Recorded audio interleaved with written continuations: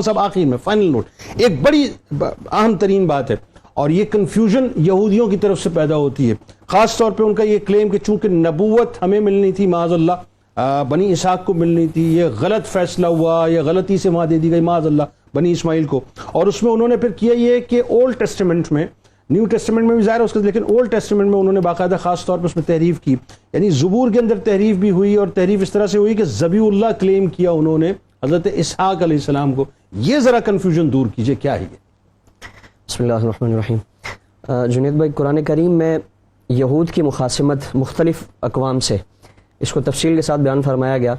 اور اسلام سے اور آپ صلی اللہ تعالیٰ علیہ وآلہ وسلم سے جو ان کی مخاصمت ہے یہ کوئی نیا معاملہ نہیں تھا. یہود جب عیسائی اور یہودی آپس میں ایک تعلقات ان کے تھے، تو اس کو قرآن نے بیان فرمایا کہ یہ جو آج شیر و شکر نظر آتے ہیں، یہ اصل ان کی حقیقت کیا ہے کہ یہ ایک دوسرے کو جھٹلاتے ہیں. اور قرآن میں بے شک قرآن میں واضح طور پر فرمایا کہ وقالت الیہود لیست النصارى علی شیء وقالت النصارى لیست الیہود علی شیء، یعنی آپس میں کی معذرت، یہ حضرت عیسیٰ علیہ السلام کا معاملہ ہوا ہے تو سارا یہودیوں نے تو بپا کیا تھا، مکر گئے نا ساری چیزوں سے. قرآن کریم میں واضح فرمایا کہ یہ آپس میں ایک دوسرے کو کہتے ہیں کہ تمہارا کوئی دین نہیں ہے، تم کسی دین پر نہیں ہو، یعنی عیسائیت کوئی دین نہیں ہے، اور عیسائی یہودیت کو اس سے متعلق یہ نظریہ رکھتے ہیں کہ یہ کوئی دین نہیں ہے، یہ ایک فرضی کہانیاں ہیں، قصے کہانیاں، اس سے علاوہ کچھ نہیں ہے. پھر آپ صلی اللہ تعالیٰ علیہ وآلہ وسلم کا اگر معاملہ دیکھیں تو حضور کی جب بعثت ہو رہی ہے اس سے پہلے یہود آپ صلی اللہ تعالیٰ علیہ وآلہ وسلم سے متعلق اتنی معرفت رکھتے ہیں. قرآن نے فرمایا کہ الذین یعرفونہ کما یعرفون ابناءہم،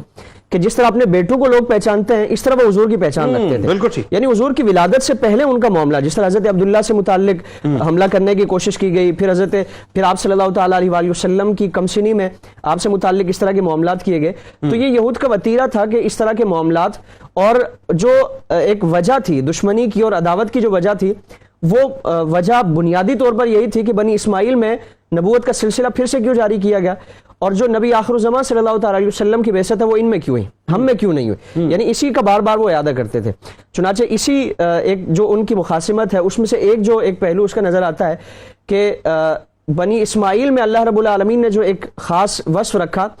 کہ ذبیح اللہ ہونے کا جو شرف اللہ رب العالمین نے عطا فرمایا، حالانکہ ان کی کتابوں میں بھی یہ موجود ہے. اگر مطلقاً ان کی کتابوں کا کلیتاً مطالعہ کیا جائے تو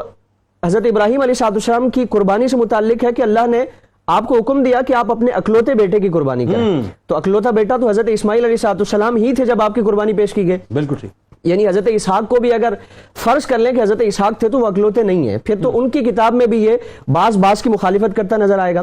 قرآن کریم میں بھی جو حضرت اسحاق علیہ السلام کی بشارت عطا فرمائی گئی اس میں واضح طور پر فرمایا کہ ہم نے آپ کو بشارت عطا فرمائی حضرت اسحاق کی، اور وَمِن وَرَاءِ اسحاق یعقوب، اور حضرت اسحاق علیہ السلام کے بعد حضرت یعقوب کی بشارت عطا فرمائی. اب اگر حضرت اسحاق علیہ السلام کی قربانی مانے تو پھر تو اللہ رب العالمین حضرت اسحاق کی پیدائش سے پہلے یہ بشارت عطا فرمائی جا رہی ہے کہ حضرت اسحاق علیہ السلام قربان نہیں ہوں گے بلکہ وہ زندہ رہیں گے، آپ کی نسل کا سلسلہ چلے گا، یہ سارا معاملہ ہوگا. تو پھر قرآن کی مخالفت نہیں کرتا، بلکہ قرآن ایک جگہ دوسری جگہ کی وہ تصدیق کرنے والی ہے، قرآن کا بعض کی تصدیق کرنے والا ہے. اور پھر عرب کی 4000 سالہ جو تاریخ ہے اس میں یہ بات واضح طور پر ثابت ہے کہ حضرت اسماعیل علیہ السلام کی جو قربانی ہے وہ مینا میں ہوئی، مکہ المکرمہ میں ہوئی، اور حضرت یعقوب علیہ السلام سے متعلق ایک بھی روایت ایسی موجود نہیں ہے کہ آپ مکہ المکرمہ کا بھی تشریف لائے. تو ان عقلی اور نقلی دلائل سے ہر طرح کے دلائل موجود ہیں، ہر طرح کے دلائل موجود ہیں، اور تمام دلائل سے یہی ثابت ہوتا ہے کہ سوائے عداوت اور دشمنی کے اس واقعے کی کوئی حقیقت نہیں ہے. ذبیح اللہ ہونے کا جو اعزاز ہے، اور پھر یہاں ایک بات اس چیز کو ذہن میں رکھا جائے کہ اللہ رب العالمین جن کو فضائل عطا فرماتے ہیں تو وہ فضائل، وہ کمالات، وہ مقام و مرتبہ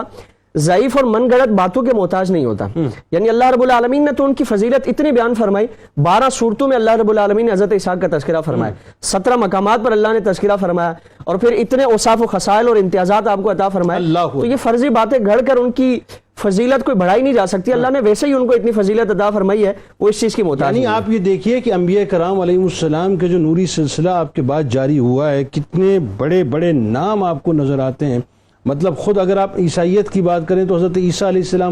السلام آپ کی ذریت میں موجود ہیں، پھر یوسف علیہ السلام، یعقوب علیہ السلام، یحییٰ علیہ السلام، زکریا علیہ السلام، یہ ساری ہستیاں جو ہیں وہ آپ ہی کی ذریت میں سے موجود ہیں.